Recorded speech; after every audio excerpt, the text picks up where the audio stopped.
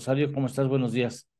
Hola, buenos días. Sí, bueno, de hecho ya este era un tema que se veía venir, pero en las últimas semanas pues ya era inminente, no se llegó a ningún acuerdo, pero la verdad es que era muy difícil llegar ya a un acuerdo porque el inversionista que se había encontrado, que la empresa trajo, pues no, él quería unos plazos muy largos, unas quitas del Las monto deudas. de las deudas, pues también muy grandes. Y la verdad es que no se llegó a un acuerdo. Por otro lado, esta persona tiene unas aerolíneas en Sudamérica que tampoco tenían así como muy buena fama. Eso fue lo Ah, que el gobierno federal investigó. Entonces, pues de plano no lo aceptaron y tampoco, pues hubo otro que quisiera hacer esto. Realmente es complicado. es Eh, complicado y nos va a avisar, bueno, más bien nos va a alertar cuáles son los elementos para considerar y las posibles consecuencias en el terreno de la soberanía aérea en el país. Lo primero que valdrá la pena mencionar con Rosario Vélez es, muchos se van contra la parte propietaria de Aeromar del fracaso que deriva en dejar de volar. ¿Qué elementos realmente tiene un peso tan relevante la parte propietaria o qué elementos fueron los que derivaron en que Aeromar dejara de volar, Rosario? bueno, mira, primero hay que comentar algo que creo que nos da el contexto.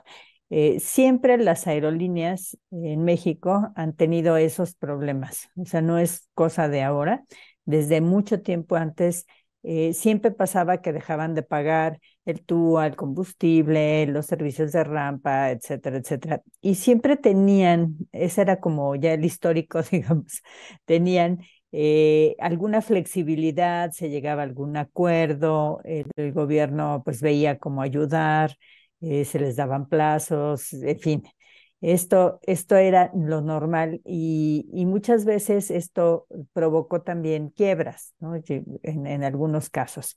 Pero la verdad es que había como este ambiente de me ayudas, te ayudo y se podía continuar.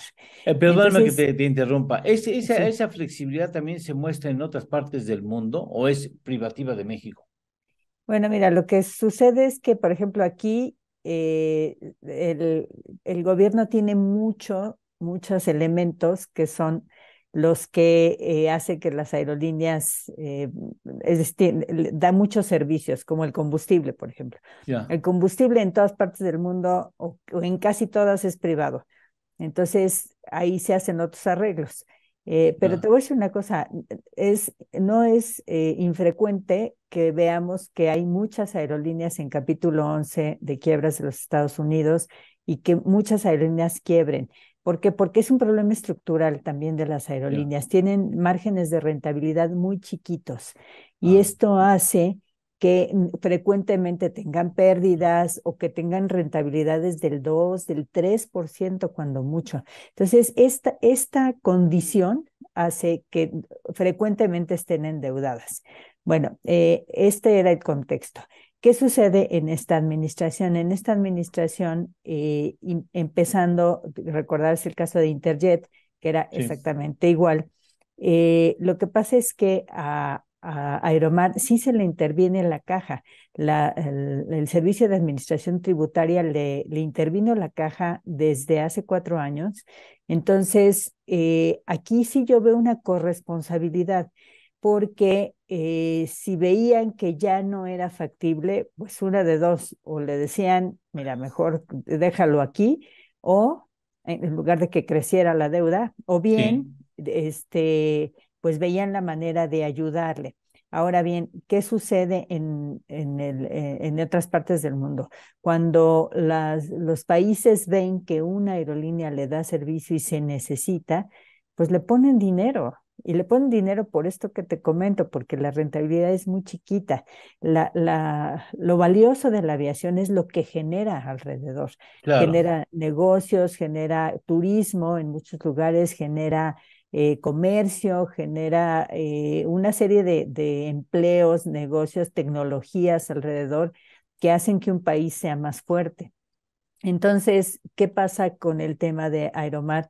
Ellos tenían una función específica que era conectar cierto tipo de aeropuertos muy chiquitos. Por ejemplo, te estoy hablando de Salina Cruz, de Lázaro Cárdenas, donde no entra otro avión, porque las pistas son muy pequeñas. Y Mm, pues hacían este servicio en Salina Cruz, era proverbial, que iban, todos los que iban eran de Pemex porque pues iban al tema de las claro. cuestiones petroleras, ¿no? Entonces, ¿qué sucede? La verdad es que Aeromar tenía pues menos del 1% del total de los pasajeros. Sin embargo, su función era la de conectar estos lugares, pues en donde nadie más quería ir. Entonces, pues ahora va a ser pues cuestión de que otras aerolíneas tomen las rutas, sí, sí van a tomar las rutas otras aerolíneas, sobre todo las que tienen aviones menos Chicos. grandes, Mm. exacto, aviones chicos. Y pues yo creo que aquí tendría que haber una reflexión grandísima de parte del gobierno federal de qué va a hacer con su aviación. No es teniendo otra aerolínea como vas a resolver el problema, porque le va a pasar exactamente lo mismo ¿Hablas de Mexicana? de Mexicana, de la nueva Mexicana. ¿Por qué? Porque les va a costar mucho más, porque le van a tener que poner ya no los impuestos o el combustible, le van a tener que poner todo, ¿no? Y el punto es, ¿realmente estarás resolviendo el problema? Yo creo que aquí lo que se ha dicho mil veces es, sentémonos todos, o sea, todos los actores relevantes, el gobierno, los estados, los gobiernos de los estados, de los municipios, los hoteleros, los restauranteros, las empresas exportadoras, en Sí. fin, todos estos que están interesados en tener conectividad y veamos la manera de apoyar a la aviación, a lo mejor bajándoles impuestos. Yo creo que eso es fundamental también porque en el costo del boleto de avión, el 42% son impuestos, ¿no? Y normalmente depende del precio, pero entre el 30 y el 35% es combustible. Oye, esas referencias a las que tú me dices del combustible y los impuestos, ¿son así más o menos en esa misma porción en el extranjero, en otras aerolíneas? Fíjate que justo la Asociación de Transporte Aéreo Internacional siempre está dando alertas. Hay países que son como mucho más promotores de la aviación y entonces los impuestos son más bajos. Y hay países que le ponen un impuesto al turista, al viajero Sí, de avión, etcétera, y eso hace que la aviación disminuya, por supuesto, haya menos claro. conectividad y justamente la IATA se ha dedicado en los últimos años a hacer conciencia de esto. ¿Por qué? Porque al final de cuentas, tú imagínate qué sería de destinos como Cancún, como Vallarta, como Puerto Escondido, sin aviones. O sea, no existirían. Sí, claro. Y la verdad es que el turismo, pues ahorita es nuestro primer generador de divisas. Sí. ¿No? Y el comercio es el segundo, y en el comercio está igualmente involucrada la carga aérea. Pues yo creo que sí tendría que haber como una reflexión de parte del gobierno acerca de para qué queremos aviación y cómo hacer para que el ambiente sea propicio, para que crezca y dentro de esta pues baja rentabilidad no se llegue a esos puntos en los que realmente pues ya es imposible continuar porque se le debe a todo el mundo, que era el caso de Aeromar. O sea, Aeromar no solo le debía al gobierno, le debía a los trabajadores, le debía a sus proveedores, le debía a todo el mundo, ¿no? Pero es también la pandemia le pegó durísimo. No, no, no estoy diciendo que los dueños estén bien y tal, y creo que pues también fueron muchos años de dejar la inercia, ¿no? En el caso de Svicats, yo no te diría que es el mismo caso de otros dueños de aerolíneas, porque me parece que pues él ya no vivía en México hace muchos años, o sea, hace 20 años que Svicats no vivía en México. El que realmente echa a andar esa aerolínea es su papá, don Marcos Katz, y él la mantiene hasta su muerte. Y vi la toma, digamos, de rebote, Sí, pero realmente él nunca se involucró en la aerolínea. Quisieron, contrató directores, algunos quisieron cambiarle la vocación, sí, hacerla más, pues más competitiva. No se pudo, no se pudo, querían un inversionista que también tuvo un problema, te recordarás a Germán Efromovich, sí, que era propietario de una buena parte de las acciones de Avianca.